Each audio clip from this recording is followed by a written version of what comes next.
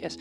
This is a something that I never knew existed, and I'm massively excited about because I'm a huge Moonstone fan, as you could probably tell if you are watching this from my Moonstone Facebook page, or possibly the Moonstone Tavern.co.uk, which I run, or whatever.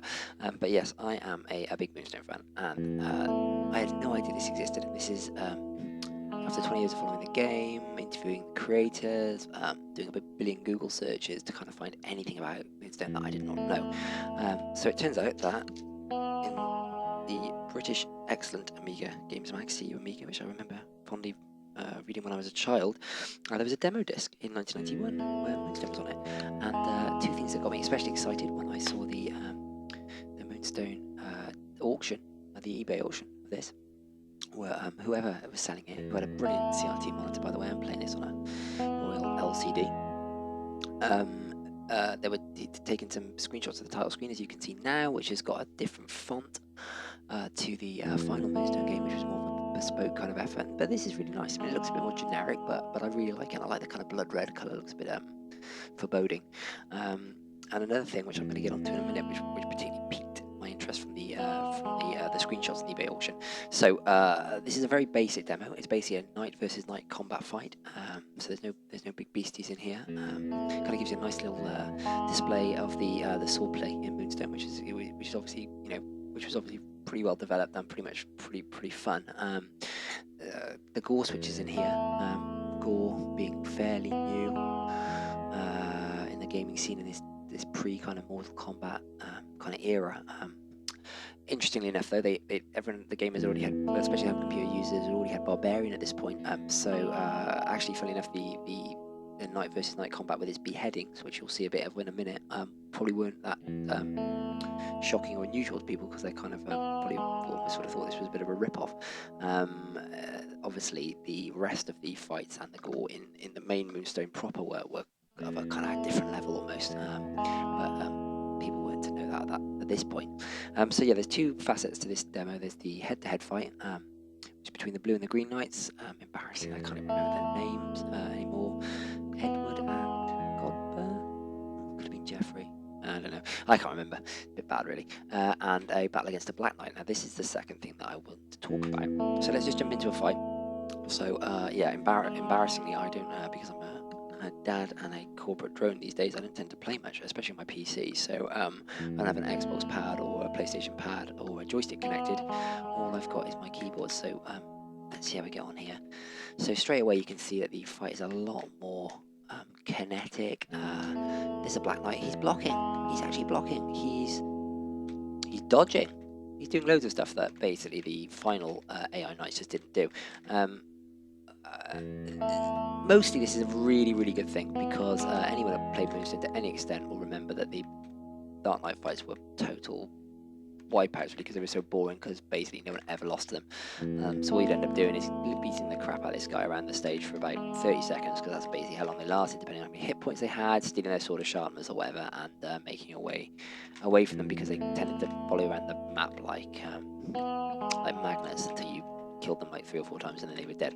Anyway, so these guys are not like that. They do not go down easily. They are proper Terminators, and they're quite fun to fight against. They also kind of show off the limitations of Moonstone's combat engine. I mean, there isn't tons of depth in Moonstone's system, but it's a good system. There we go. So bang, different execution. Didn't make it. I mean, it's beheading, but it didn't make it into the final game in that format, which is really interesting. Let's jump back in. So slightly different loading screen messages as well. Battlefield's monsters are guards the keys to the valley. That's a bit crap.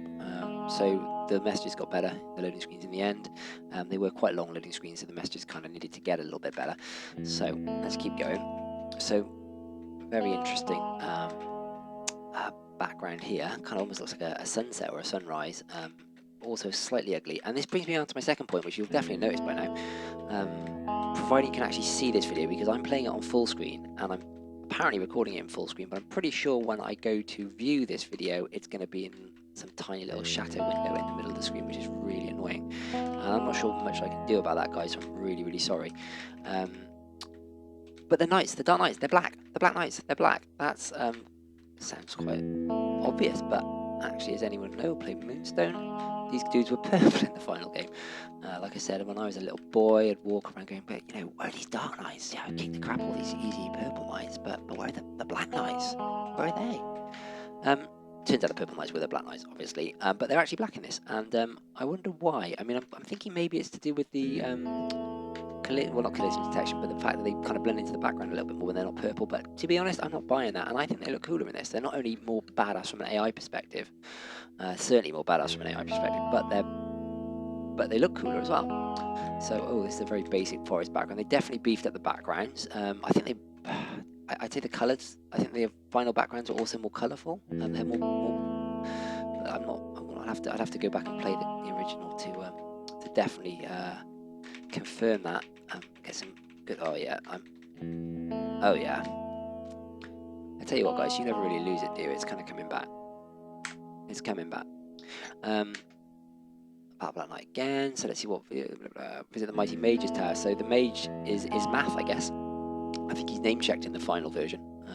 Maybe they haven't named him yet. So I'm going to reach out to Rob Anderson to kind of get an idea about this demo, because like I said, the slide dog has never told me anything about. Holy moly! Whoa! So to see what he's got to say about it. You know, when was this developed? Was it a bit of a? It looks to me like this is an earlier build of the game. And like I said, it's almost a shame in a way, because it almost feels like a more advanced build. I mean, okay. I don't know if you can hear the sound effects, by the way. I can't hear them when I'm recording this. They're tinnier. So I don't know, a bit of an amusing anecdote for you that I don't know if you've read it on my Moonstone Tavern, but when I interviewed Rob and Todd Prescott, the creators of this game, they told me that they'd basically stolen the sound effects from Red Sonja, which is the Bridget Nielsen classic, or cult rather. Bridget Nielsen, Arnold Schwarzenegger, who's playing Conan by any other name, action flick from the 80s, excellent movie if you're of a certain gory persuasion like myself. And they stole all the sound effects, but they didn't steal these sound effects because they sound crap. They sound really tinny. It sounded like they were recorded in some kind of strange, I don't know, sort of like, it sounded like the knights have all been kicked in the balls basically, because they have very got high pitched voices. But Father Mystic makes it into this iteration, if only in name. So I think this will be the final night fight. But like I said, you know, this is actually really good night combat. It's kind of on your toes. I can just imagine, you know, imagine there was something for stake here. Imagine we were fighting for, you know, imagine I didn't have a life left and this son of a bitch had ambushed me, and I'm trying to get to Stonehenge. I'm trying to offer an item to get a life because, you know, I'm pretty much near to finishing the game, but I'm hanging on in there, and then this guy ambushes me, and hang on, instead of this usual like this cakewalk to victory, it's this kind of life and death struggle where this guy's chasing me around the screen, throwing knives at me, chucking big overhanders at me, blocking my decent shots, and genuinely making life a little bit more difficult for me, and I kind of respect that. And this has been a lovely little experience for me, because, you know, I didn't think there was anything really much more to learn about Moonstone that hadn't been told, and to find that there's one kind of final story